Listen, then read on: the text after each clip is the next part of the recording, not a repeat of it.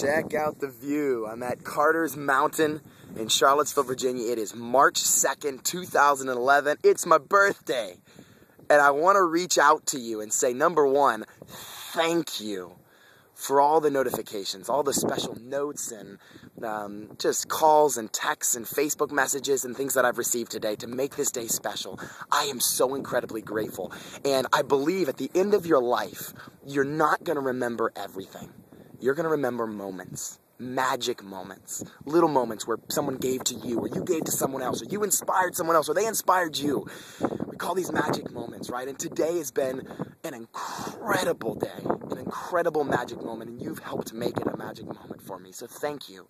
Thank you for that. I'm so, so grateful in this moment right now. And that's my challenge to you. I have a challenge for you today on my birthday. If you don't mind accepting this challenge, really it's two parts. Number one, so often we project things in the future.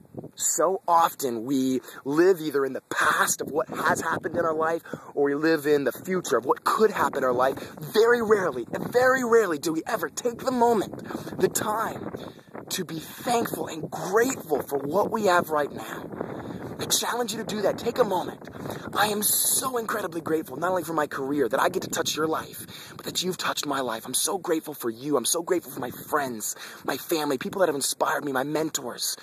I'm so incredibly grateful. And the second part of the challenge is to give me a birthday present. Yeah, I'm asking you for a birthday present. And the birthday present is to go out of your way today to inspire someone. Go out of your way to give, to love someone just a little bit more. Make that happen today, please, for me. So thank you for making this day for me a very magic moment, a very special moment. Make it an amazing day yourself. Make it an amazing week. I'm 20 years old. I'm totally mad about not being a teenager anymore. That was my claim to fame. But I think I'll get over it. So anyway, God bless. Make it a great day. Bye.